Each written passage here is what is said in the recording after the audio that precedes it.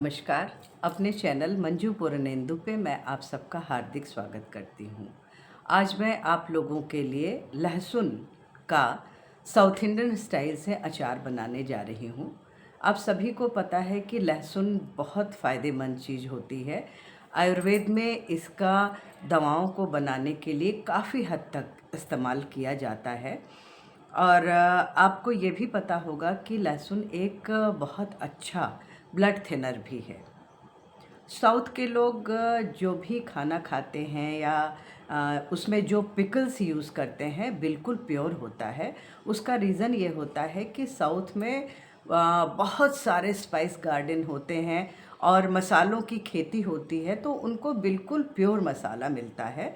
इसी वजह से शायद उनके खाने में थोड़ा हम लोगों से अलग टेस्ट होता है। और अगर मसाले बिल्कुल प्योर हैं तो उसकी खुशबू भी आप समझ सकते हैं कि बहुत अच्छी होगी। और खाने में तो लाजवाब होता ही होता है, इसमें दो राय नहीं। तो चलिए हम सब मिल के बनाते हैं ये साउथ इंडियन गार्लिक पिकल। आप भी बनाइए, खाइए, एंजॉय करिए और फिर मुझे कमेंट करके बताइएगा ज़रूर कि आपको मेरी ये रेसिपी कैसी लगी। ये देखिए, मैंने पैन में 2 चाय का चम्मच, इस चम्मच से 2 चम्मच मैंने मेथी दाना डाला। इसको मैं भून रही हूँ। जब इसमें चिट चिट की आवाज़ आने लग जाएगी फिर मैं 1-2 मसाले और इसमें डालूँगी और मैं आपको दिखा के भी डालूँगी। अभी ये भुनी नहीं है मेथी। मेथी मसालों में सबसे ज़्यादा टाइम लेती है भुनने में, इसलिए इसको अलग से ही भुनना ज़्यादा ठीक रहता है। भुने हैं तो उससे आपको ज़्यादा प्रॉब्लम नहीं होगी, पर मेथी अगर थोड़ी कम भुनी है तो वो टेस्ट में पूरे मसाले को कड़वा कर देती है। तो इसलिए मेथी को ज़रूर सावधानी के साथ आप भुनिए। अब देखिए हमारी मेथी भुन गई है। मैं इसमें क्या कर रही हूँ, इसी चम्मच से 2 चम्मच मैंने मेथी डाली थी, 2 चम्मच राई डाल रही हूँ, 1 और ये 2 चम्मच, और इस राई को भी मैं भून दे रही हूँ। राई बहुत जल्दी भून जाती है। इसी के साथ मैंने इसमें सोचा 1/2 टीस्पून हींग भी क्यों ना डाल दिया जाए। तो ये देखिए, ये मैं हींग भी डाल दे रही हूँ। बस और कोई मसाला नहीं पड़ता है इसमें। हल्दी और कश्मीरी लाल मिर्च डाल दीजिए, जिससे उसमें थोड़ा सा कलर आ जाएगा। बाकी मसाले के नाम पे बस इतना ही डालना है। इसको ठंडा करके भून के मैं पीस लूँगी और उसके बाद फिर मैं अचार में डाल दूँगी। ये भुन गया है। अब मैं इसको ठंडा होने के लिए छोड़ दे रही हूँ और फिर मैं पीस के इसको मसाले में अचार के अंदर डाल दूँगी। इसमें मैंने सरसों का तेल डाला है, थोड़ा ज़्यादा ही डालिएगा क्योंकि लहसुन को अच्छे से भूनना ज़रूरी होता है। अब इस मसाले को ठंडा करके मैं पीसने जा रही हूँ और ये इस लहसुन को भी ऐसे तो सिलबट्टे पे भी पीस सकती हूँ, पर मैं इसको फूड प्रोसेसर में दरदरा पीस के अभी लेके आती हूँ। मैंने सोचा लहसुन थोड़ा ही है तो मैं क्यों ना इसको इस खरल में कूट लूँ, क्योंकि अगर मैं फूड प्रोसेसर में कूटती हूँ तो आधा तो उसी में चिपक जाएगा। तो मैं इसको इसी में कूट लेती हूँ, थोड़ा मोटा मोटा रहेगा तो और अच्छा ही टेस्ट होगा इसका। एक चीज़ मैं आपको बता दूँ कि अगर आपको कोई चीज़ कूटनी है और आप चाहती हैं कि ज़्यादा उछल के बाहर ना आए, तो इसमें थोड़ा सा आप नमक डाल दीजिए। नमक डालने का फ़ायदा ये होगा कि ये चिपक जाएगा इसी में और बाहर नहीं निकलेगा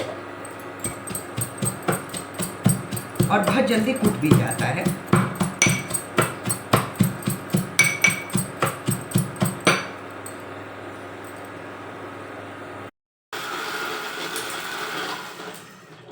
तो मेरा पूरा लहसुन कूट गया है। अब मैं इंडक्शन को ऑन करती हूँ और पूरा लहसुन इसके अंदर ट्रांसफ़र कर दे रही हूँ।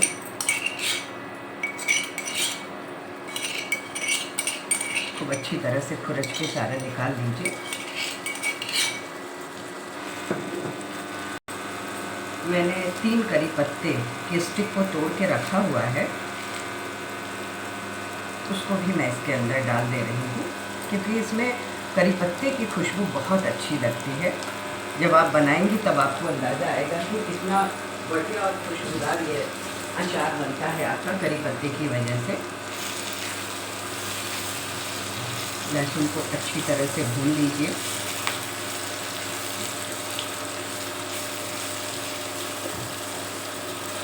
इसमें भूनने में बिल्कुल जल्दी मत करिएगा, क्योंकि आपको लहसुन का पानी सुखा देना है। अगर इसमें पानी रह जाएगा तो ये अचार ख़राब हो जाएगा। अदरवाइज़ ये अचार अगर आप पूरे साल भी चलाना चाहेंगे तो बहुत आराम से चल जाता है। ये देखिए मेरा लहसुन करीब करीब भुन गया है। तो अब मैं इसमें 1 टेबल स्पून लाल मिर्ची का और 1 ही टेबल स्पून हल्दी का डाल रही हूँ। पूरा मैंने इसमें डाल दिया। ये भी इसी के साथ थोड़ा सा भुन जाने दीजिए, क्योंकि हल्दी कच्ची होगी तो उसका टेस्ट बहुत ख़राब होता है खाने में, और थोड़ी सी पक जाने के बाद तो उसमें स्वाद लाजवाब आ जाता है। तो अब कायदे से देखा जाए तो वो लोग इसमें क्या करते हैं, इमली का पल्प डालते हैं, पर मैं इसमें 1 चम्मच अमचूर डालने जा रही हूँ। उसका कारण ये है कि मैं इसको बहुत दिन तक चलाने वाली हूँ, पर अगर मैं इमली का पल्प डालूँगी और उसका पानी ठीक से नहीं सूख पाया तो मेरे ख्याल से वो अचार मेरा ख़राब हो जाएगा। और वो लोग थोड़ा इसमें खट्टा मीठा टेस्ट भी बनाते हैं, तो वो इसमें जैगरी डालते हैं, थोड़ी सी जैगरी पाउडर। तो मैं सोच रही हूँ मैं भी थोड़ी सी डाल। अब मैं इसमें थोड़ा सा जैगरी पाउडर डाल रही हूँ। ये देखिए आप, चलिए ज़रा सा और डाल देती हूँ, क्योंकि इसका जो खट्टा मीठा टेस्ट होता है वही तो सबसे ज़्यादा मज़ेदार होता है। और अब मैंने जो मसाला तैयार किया था, आपको दिखाया था, वो मसाला पूरा इसमें डाल दे रही हूँ।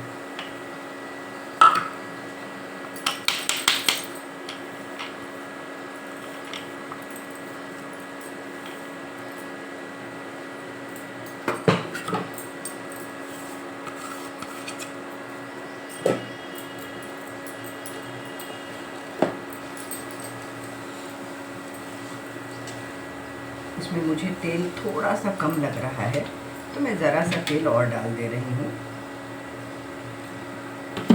इसको पका इसलिए नहीं रही हूँ कि ये मेरा घर का निकला हुआ तेल है, यानी सरसों लेके घर पे निकाला गया है, तो इसमें कड़वाहट कभी भी नहीं आएगी। ऊपर से पीली सरसों से बना तेल है ये। अब मैं ज़रा सा इसमें नमक टेस्ट करूँगी, क्योंकि कूटते टाइम मैंने लहसुन में नमक डाला था, तो जितना कम लगेगा उतना ही नमक डालूँगी। नमक तो कम है। अब मैं इसमें 1 चम्मच करीब करीब नमक भी मिला दे रही हूँ।